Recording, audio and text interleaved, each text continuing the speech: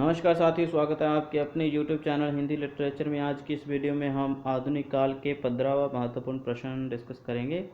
तो अधिक समय न लेते हुए वीडियो स्टार्ट करते हैं। सबसे पहले जो प्रश्न हमारे पास है देख लेते हैं उसको। किनका उपनाम न्याज था? तो चार विकल्प हैं, मुंशी सदा सुखलाल, लल्लू लाल, इंशा अल्लाह खान या सदल मिश्र। तो साथियों ये उत्तर जो सही है वो है मुंशी सदा सुखलाल। ठीक है जी, मुंशी सदा सुखलाल न्याज इनका उपनाम था। उदय भान चरित, अभी स्पेलिंग हो सकता है जहाँ पर गलत लिख दिया हो, उदय भाव लिख दिया है, उदय भान चरित हो सकता है। आप करेक्शन करके बताइए कमेंट सेक्शन में कि क्या सही है। उदय भान चरित किस कहानी का पुराना नाम है? तो दुलाई वाली, रानी केतकी की कहानी, 11 वर्ष का समय या एक टोकरी पर मिट्टी। जो सही विकल्प है साथियों वो है आपके सामने रानी केतकी की कहानी। तो अगला प्रश्न ये भी काफ़ी इम्पोर्टेंट है।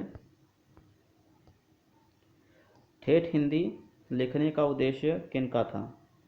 सदा सुखलाल, इंशा अल्लाह खां, सदल मिश्र या लल्लू लाल। तो साथियों सही विकल्प जो है वो है जहाँ पर इंशा अल्लाह खां।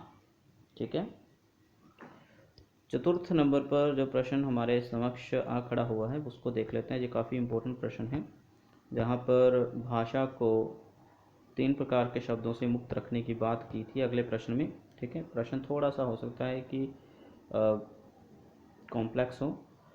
इंशा अल्लाह खां ने 3 प्रकार के शब्दों से मुक्त भाषा रखने की बात की प्रतिज्ञा की। या यूँ भी कह सकते हैं कि इंशा अल्लाह खां ने भाषा को 3 प्रकार के शब्दों से मुक्त रखने की बात की।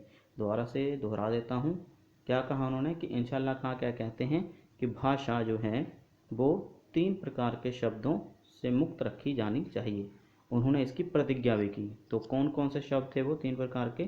ठीक है, तो जो इसमें क्या पूछा है कि कौन सी धारणा सही नहीं है, कौन सा जो शब्द युग्म है, या जो बोले कि किस प्रकार के शब्दों की धारणा उन्होंने नहीं दी। यहाँ पर 4 दिए गए हैं और एक इनमें से नहीं है, तो कौन सा नहीं है वो सही है उत्तर। तो साथियों अरबी, फारसी, तुर्की ये तो बाहरी भाषा थी, गवारी ब्रज भाषा व अवधी भाषा, भाषापन, संस्कृत के शब्दों का मेल या द्राविड़ भाषा परिवार। तो साथियों जो सही उत्तर आएगा वह आएगा द्रविड़ भाषा परिवार। ठीक है,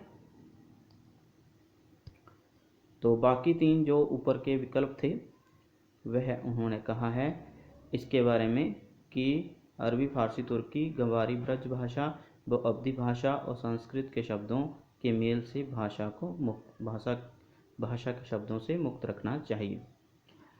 आगे छठा प्रश्न हमारे समक्ष आ खड़ा हुआ है, देखते हैं इसका। तो 1803 ईस्वी में कलकत्ता के फोर्ट विलियम कॉलेज के अध्यापक जॉन गिलक्रिस्ट के आदेश से लल्लू लाल ने अपनी कौन सी पुस्तक खड़ी बोली गद्य में लिखी? ये बहुत इंपॉर्टेंट प्रश्न है। 1803 ईस्वी में कलकत्ता के फोर्ट विलियम कॉलेज के अध्यापक हैं, कौन है? John Gilchrist.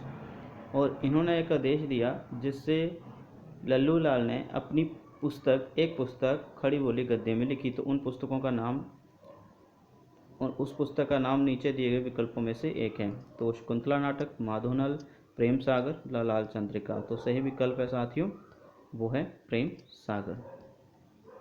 अगले प्रश्न पर चलते हैं,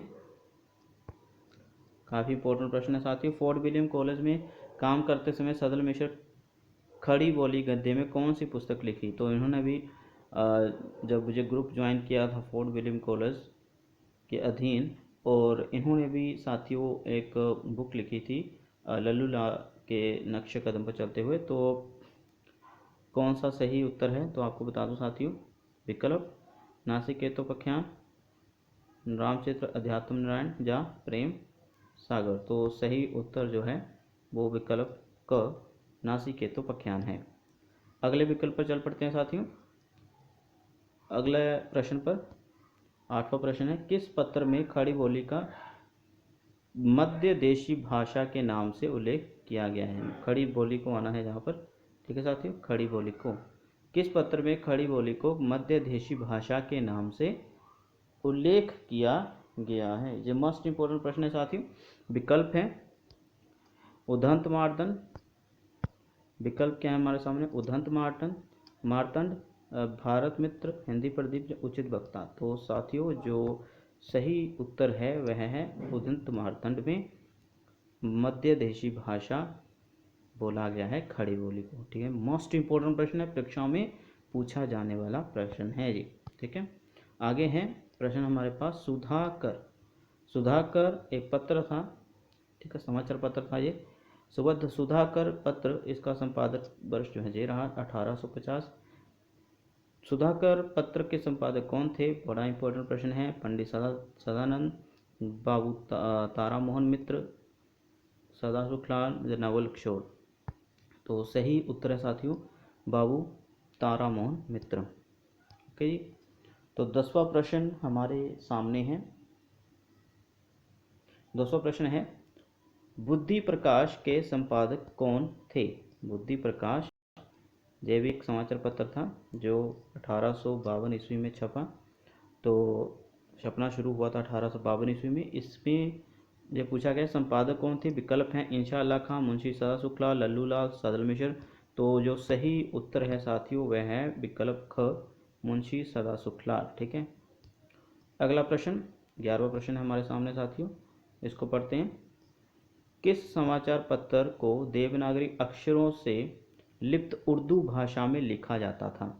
अभी प्रश्न आपको हो सकता समझ में नहीं आया, मैं बता देता हूँ कि एक समाचार पत्र था, ठीक है, जिसकी भाषा तो उर्दू थी, मतलब अगर हम पढ़ने में उसको देखते तो उर्दू भाषा की जो एक्सेंट है, क्या बोलते हैं उसको, पुट उर्दू भाषा का एहसास होता। ठीक है, लेकिन जब लिखा जाता था तो उसको देवनागरी अक्षरों में लिखा जाता था। अभी समझ में आ गया ना। तो किस समाचार पत्र को उर्दू भाषा में लिखा जाता था, ठीक है, और देवनागरी अक्षरों के प्रयोग के साथ लिखा जाता था। ठीक है, ऐसा आ जाएगा। तो सही विकल्प बनारस अखबार, उदंत मार्तंड, बुद्धि प्रकाश या सुधाकर। तो साथियों जो सही विकल्प है वो है बनारस अखबार। अभी मुझे बताइए कि बनारस अखबार कब प्रकाशित हुआ पहली बार, और इसको प्रकाशित करने वाले कौन से विद्वान थे, कौन से लेखक थे। ठीक है, ये भी इम्पोर्टेंट प्रश्न है, ये तो आपको आता ही होगा। अगला प्रश्न 12वां प्रश्न है, यद्यपि मैं खुद का बड़ा भारी पक्षपाती हूँ। बहुत इंपॉर्टेंट प्रश्न है साथियों, ये बहुत बार परीक्षाओं में पूछी गई पंक्ति है। यद्यपि मैं खुद उर्दू का बड़ा भारी पक्षपाती हूँ, लेकिन मेरे विचार में हिंदी को भी भाषा या बोली कहना उचित नहीं। तो किन्होंने कही ये पंक्ति साथियों, बहुत इंपॉर्टेंट प्रश्न है। विकल्प आपके सामने ग्रियर्सन, गारसा तासी, शुक्ल या भारतेंदु। तो साथियों जो सही उत्तर है वह आएगा गारसादा तासी। मोस्ट इंपॉर्टेंट प्रश्न है साथियों। ठीक है, अगला प्रश्न है, कौन सी रचना लल्लू लाल की नहीं है। कौन सी रचना लल्लू लाल की नहीं है। सिंहासन बत्तीसी, शकुंतला नाटक, माधव विलास, माधवदास। तो सही उत्तर जो है वो है माधवदास, ये नहीं है। बाकी 3 रचनाएं लल्लू लाल की हैं। वैसे और भी काफ़ी सारी रचनाएं इन्होंने लिखी हुई हैं। ठीक है, तो अगला प्रश्न जिसके ऊपर हम चल पड़ते हैं, किस लेखक की भाषा को रंगीन, चटकीली, मटकीली, मुहावरेदार भाषा कहा गया है। वेरी वेरी इंपॉर्टेंट प्रश्न साथियों ये वाला भी। अभी जो विकल्प हैं वो है सदा शुक्लाल, सदल मिश्र, लल्लू लाल या इंशा अल्लाह खां। तो जो सही विकल्प है साथियों वो है चौथा इंशा अल्लाह खां, मुंशी इंशा अल्लाह खां। इन्हीं की भाषा को रंगीन, चटकीली, मटकीली, मुहावरेदार भाषा कहा गया है। तो अगला प्रश्न साथियों वह है, सिंध देश की राजकुमारियां, गुन्नौर की रानी और लव जी का स्वप्न, यह 3 ऐतिहासिक नाटक किसके हैं। वेरी वेरी इंपॉर्टेंट प्रश्न है। सिंध देश की राजकुमारियां, गुन्नौर की रानी और लव जी का स्वप्न, ये ऐतिहासिक नाटक है साथियों। ये किसने लिखे हैं, ये विकल्प आपके सामने हैं। पंडित भीमसेन शर्मा, अंबिका दत्त व्यास, काशीनाथ खत्री या खत्री प्रसाद, कार्ति प्रसाद खत्री। जो सही उत्तर है साथियों वह आएगा आपका काशीनाथ खत्री। ठीक है जी, तो आज की इस वीडियो में इतना ही। 15 प्रश्न आपके सामने मैं लाया हूँ। और हो सकता है आपने मॉक टेस्ट की तरह इस टेस्ट को भी लिया होगा, इस वीडियो को लिया होगा। और यदि आपके अच्छे मार्क्स आए होंगे तो हो सकता है कि आप अच्छे नंबरों से परीक्षाओं को पास करने पर होंगे। साथियों, आपकी परीक्षाओं के लिए शुभकामनाएं हैं। घर बैठे बस पढ़िए और कोई लक्ष्य नहीं होना चाहिए आपके सामने। सिटिंग जो है आपकी अधिक से अधिक होनी चाहिए, अधिक से अधिक बैठिए, पढ़ने बैठिए एकाग्रता से, ठीक है। जितने ज़्यादा मॉक टेस्ट देंगे आपकी पढ़ाई उतनी ही ज़्यादा सुधरेगी। तो मिलते हैं अगली वीडियो में। वीडियो अच्छी लगी हो तो लाइक कमेंट शेयर ज़रूर करना। आप चैनल को सब्सक्राइब भी ज़रूर करवा दीजिए। आपका बहुत बड़ा धन्यवाद इस वीडियो को पूरा देखने के लिए। मिलते हैं अगली वीडियो में।